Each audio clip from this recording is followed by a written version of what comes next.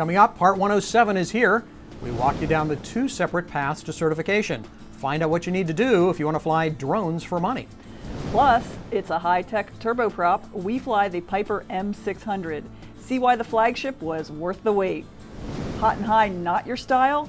How about a classy biplane? We take you inside the Waco Aircraft factory. See where these classic beauties are born. Plus, fighting for Santa Monica and the excitement of drone racing. AOPA Live this week is straight ahead. Experience the thrill from closer than ever before when the Ultimate Motorsports Series takes to the sky. The Red Bull Air Race World Championship is coming to Indianapolis Motor Speedway October 1st and 2nd. Tickets now on sale.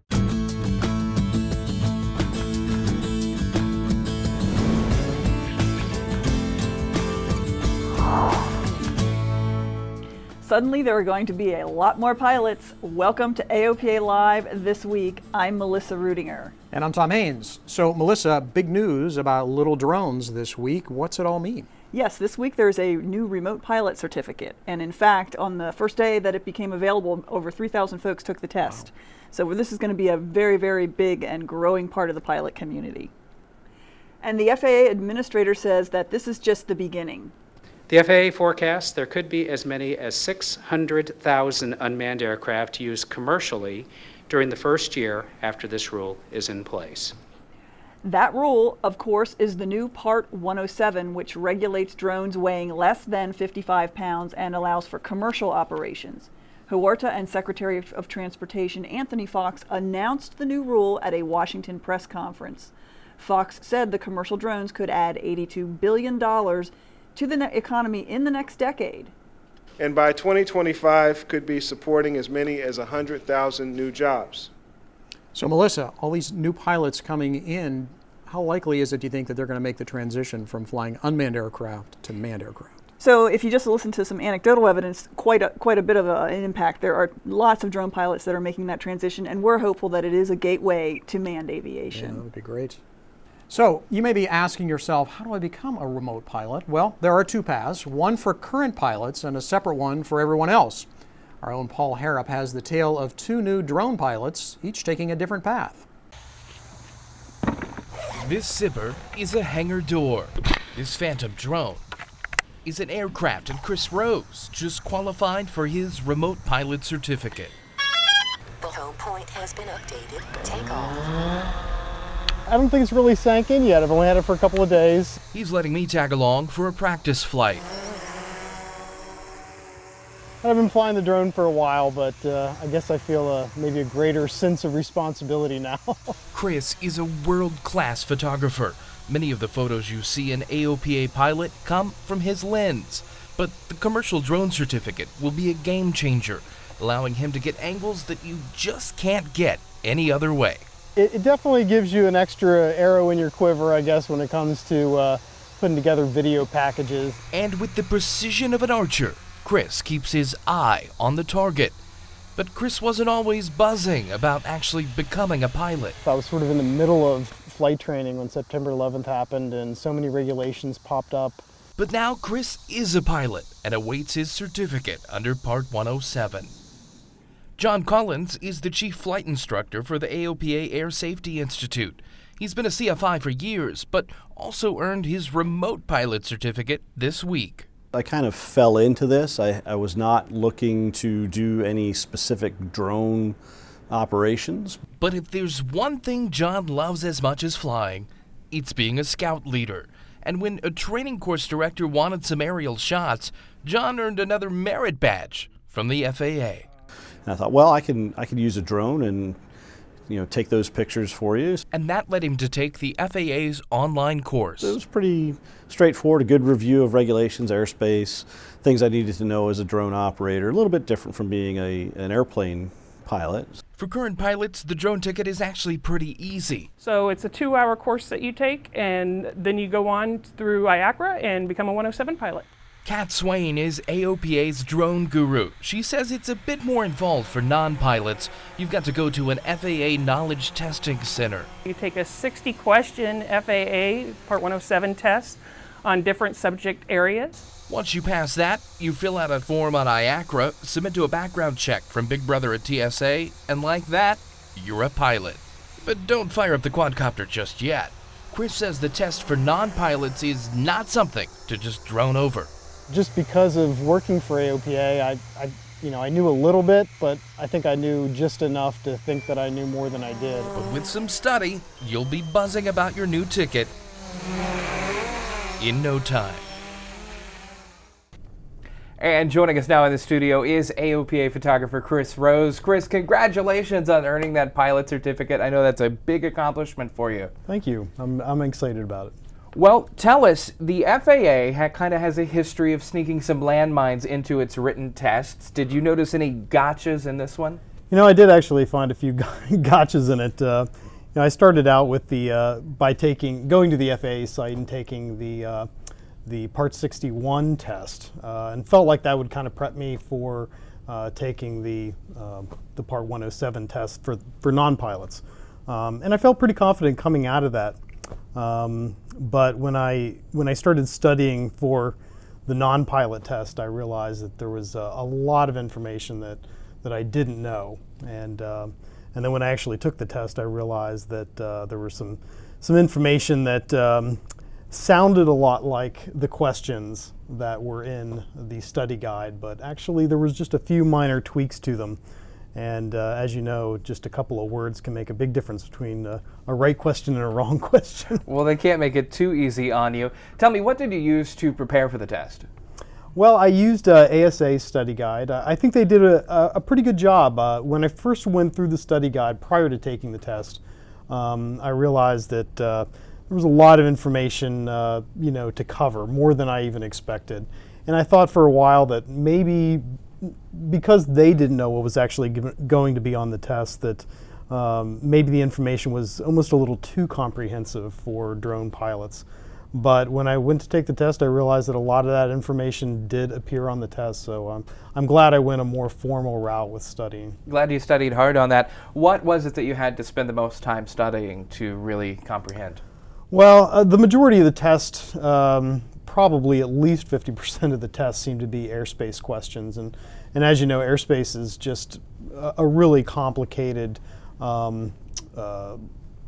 it's complicated to Sure. wrap your head around, and especially in this area it is. So I tried to focus on that, but that was probably the stuff that I found the hardest to comprehend. There was also some weather questions on there, things like reading METARs and TAFs, and that was a little tricky for me also. But well, congratulations. We all look forward to what you're going to be able to do with the drone in AOPA Pilot and here for us on AOPA Live, so really excited about that. And if you would like to follow Chris's footsteps and study, the FAA has a website with all the information you need. You can find that link there on your screen. So Tom, a very exciting time to be in aviation. We're seeing an influx of certificated pilots, even if their aircraft are a little bit smaller. Right, and when we welcome those, congratulations, Chris. We'll look forward to seeing some of that footage start to show up in the show, and also some still photography in the magazine coming from the drones. It'll be interesting to see how that goes. So, Melissa, we've heard from some pilots, though, fixed-wing pilots, manned pilots, with some concerns about the drones coming online, and especially their presence near airports, the threat that it might be for manned aircraft. You were on the Part 107 committee that helped draft these rules. Is there protection in there for us near airports especially?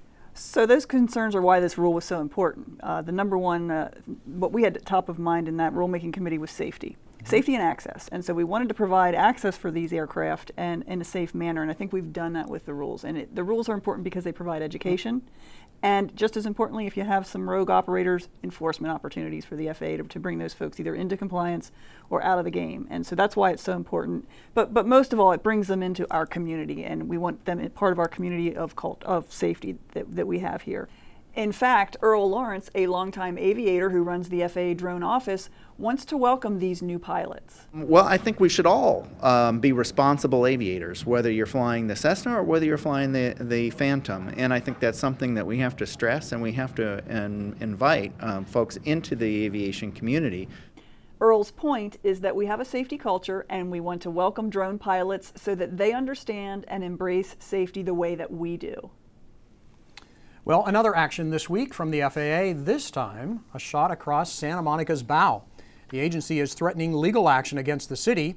Last week, we told you about the laundry list of anti-airport actions the City Council voted to take, including shortening the runway, kicking out the FBOs, stop selling avgas, not grant leases to aviation businesses, and closing the airport as soon as possible. Well, the feds, guess what, didn't like that. In this letter to the mayor, the FAA said it was prepared to pursue all legal remedies if the City Council attempts to restrict leases or operations without complying with federal laws. One of our AOPA experts said it was the strongest letter he's seen come out of the FAA in quite some time. So, once again, Santa Monica out burning money, taxpayer money, in these lawsuits against the FAA. If they would just accept the responsibility to keep the airport open, certainly would be a lot easier on taxpayers, I got to say. Not optimistic that they will, but we can keep hoping. I hope so. So changing gears here, if old airplanes are your thing, you might be interested in the Antique Airplane Association fly-in this weekend in Blakesburg, Iowa. You have to be a member of their association to land in their grass strip, but if you're not, as you can see from the AOPA online flight planner, there are 2 other GA airports a short distance away. Look for our boss, Mark Baker. He will be there, and you can find more information on the Antique Airplane Association website. And speaking of antique airplanes, the Waco Classic Company builds some of the most beautiful biplanes in the world. They are handmade at a factory in Battle Creek, Michigan, which just happens to be the location of our next regional fly-in. AOPA Live's Josh Cochran has more. The Waco biplane is a legend in aviation. The original design dates back nearly 100 years, but you can still buy a new one today thanks to the Waco Classic Company. The company assembles the airplanes by hand in Battle Creek, Michigan. For company owner Peter Bowers, the airplane is unique. So for me, this type of airplane it pushes all the right buttons for the sensory experience, the thrill. It's just a surreal opportunity and surreal experience to fly in one of these types of airplanes. Waco makes the YMF 5D and Great Lakes. Both airplanes start out as metal tubes. Those tubes are meticulously welded together to create the frame for the airplane. So the quality of the welding that we are looking for in these frames is the best in the world. So we make the best airplane in the world, and we only use the best materials and the best craftsmen to make it. The frame then goes on to primary assembly, where the flight controls and side skins are installed. The fuselage and the wings then go to fabric area and onto the paint shop. The wings are also made by hand in the Waco factory. Even though the original design dates back to the 1920s, the current design and parts manufacturing is done digitally using CAD software. Many of the parts for the airplanes are made using a water jet cutting machine. It's a wonderful machine. It uses an ultra-high pressure beam of water with some aggregate that's injected in it to cut just about anything and perfectly. Waco pays extreme attention to detail in their manufacturing. Every airplane is slightly evolved from the prior, where we're making production improvements or different things just to make it a better product. Visitors to the AOPA Battle Creek Fly-In will have a chance to see the Waco factory in action. Some of the seminars are going to be on the production floor, so you'll get to see the airplanes in different stages of production there. We expect to have a really nice collection of great airplanes on the ramp here as well. It's going to be a heck of a lot of fun. Josh Cochran, AOPA Live. And the Waco airplanes certainly are beautiful, wonderful craftsmanship, and if you go to the fly-in, you'll get a chance to see the manufacturing up close and personal. The woodwork in them is just astounding. And you can find out more about the fly-in and RSVP on AOPA's fly-in website. Well, when we come back, we fly Piper's latest entry into the single-engine turboprop market. And flying first-person view in a drone. From your first skyward glance, the dream of flight compelled you. And from your first glimpse of a Cirrus, you realized that dream had a name. Cirrus Aircraft. Go where you've never been before. The AOPA Foundation has selected 15 folks this year for flight training scholarships. The awards range from $2,500 to $12,000. One of the recipients is a disabled veteran. Mark Baker and AOPA Foundation Vice President Mike Tompos surprised the usually tough Marine with news of the scholarship in a Skype call. Congratulations. You had a very compelling submission, and proud to say that you have won one of our scholarships for this year. What do you think about that? I'll try not to tear up. Okay. It's, as you read it, it's been a very tough road for for me to even get back to where I might continue my flight training. It's, you know, it's been my entire life. It's something I've really, really wanted to do. And you know, I've had to jump through a few hoops, overcome some obstacles. So it's pretty amazing. Dozer was wounded in Iraq and has struggled for a long time to regain his medical certificate. He's a volunteer for the Wounded Warrior Project, and he wants to use his pilot certificate to take other wounded warriors to visit their families. You can read more about all of the scholarship winners on our websites.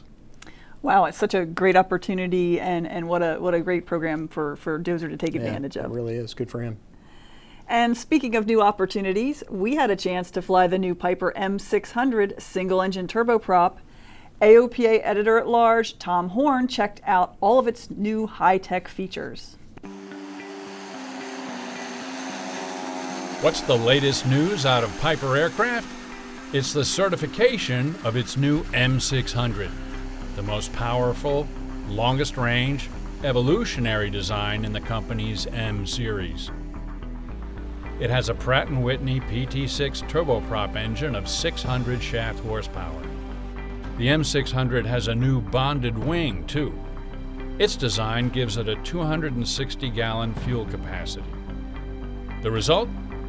A 1,484 nautical mile maximum range. The M600's interior dimensions are close to the rest of the airplanes in the M series. Up front, the M600 features Garmin's G3000 avionics suite, complete with envelope protection to guard against overspeeds, stalls, and bank excursions. I flew with Piper's Bart Jones on our visit. The airplane has great acceleration, and in no time we were climbing out at 1,300 feet per minute. Looking at the MFD's range rings, we can see that we can fly for more than 3 hours with fuel reserves, meaning we can go from Florida to Michigan non-stop. Now for a test of the overspeed protection. Lower the nose until we get the barber pole warning, and the nose rises automatically thanks to autopilot inputs. By the way, the M600's VMO is 251 knots. In another experiment, the autopilot roll servos fight any attempts to overbank the airplane. In case you enter an unusual attitude, pressing the level button on the glare shield will roll the M600 to straighten level and engage the autopilot. Get near the stall and the autopilot will automatically pitch the nose down, and the PFD will issue plenty of warnings. The M600 also has Emergency Descent Management, EDM, which will automatically descend the airplane if the pilot is unresponsive due to an incapacitation such as hypoxia. The M600 should prove popular with those needing more capability than that offered by entry-level single-engine turboprops. It's very stable, and you could say it stays put, the way a bigger airplane should. This helps during approaches and landings. How'd I do? Tom Horn, AOPA Live. You can read all about the M600 in the September Turbine edition of AOPA Pilot magazine. So, what's that ringing in your ears? Dr. Jonathan Sakier wants to know, and you may want to find out if it affects your flying. Have you heard the expression from the world of fighting to have your bell rung? Well, if you suffer a blow to the head, this can happen immediately afterwards, or it may continue for the rest of your life, and we call this tinnitus. Sometimes associated with hearing loss or balance issues, tinnitus is a major problem because although everyone knows we use our ears to hear, did you know that they also play a role in balance and gait? You can find Jonathan's full video report on tinnitus and how it affects pilots on the AOPA Live page of our websites. And finally, let's go back to drones. For many, the big attraction of drone flying is the first-person point of view, dodging rocks and trees, taking risks you would never take in an airplane. Our Jim Moore headed to the U.S. National Drone Racing Championship and found 2 pilots who fly big iron by day and then switch to tiny plastic in their off hours. Governor's Island, New York, where the National Drone Racing Championships venue was created in just a few days with tents and flags. Nylon gates to mark the courses flown first-person view, or FPV. The best pilots in the country have all come here to test their skills against each other. About 150 pilots qualified to take a shot at a piece of this year's $50,000 prize purse. And while most have little or no experience flying airplanes from the inside, there were at least 2 professional pilots in this field. Tyler Declan Darby flies Cessna Citations for a day job. He says FPV flying is every bit as thrilling. With this, you're in the cockpit flying through, gates and around flags and by grandstands really low, really fast. And it's an adrenaline rush. You're just shaking. Sometimes you fly under through a gate around a flag, and you'll get so close you'll forget. And then you duck. You duck you're sitting in a chair, flying a toy airplane, and you get so immersed in the moment, you duck. And then when you do loops and rolls, your head is like doing this. It's awesome. It's awesome. The Drone Sports Association landed major sponsors and a television deal in a bid to take this sport mainstream. Sports need stars, and an airline pilot, Kevin Doherty, is one of them. He goes by Stinger Swarm on YouTube and posts freestyle videos for a growing number of followers. He said his flight training gave him an edge at first. It does help in terms of spatial orientation when you're flying, and just situational awareness. As you're aware, as a pilot, you're always trying to think, as many steps ahead as you can. Like, what can I be doing now to be ready for what's coming up?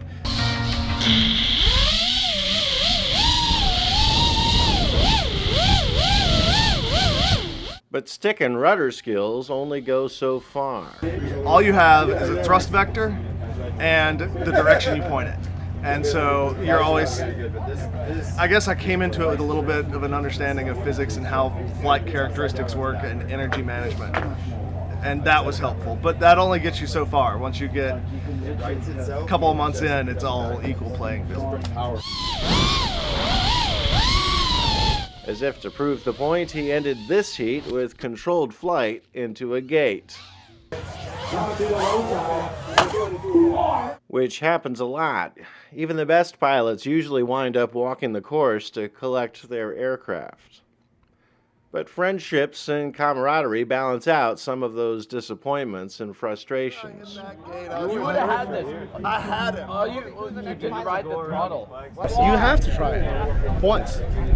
Darby said GA pilots, particularly the professionals, will find in first-person view flying a reward that might surprise them. Absolutely. It'll make them fall in love with flying again. Because, granted, we love flying, but sometimes it's work. Work is work sometimes, even if you love what you do. But this isn't work.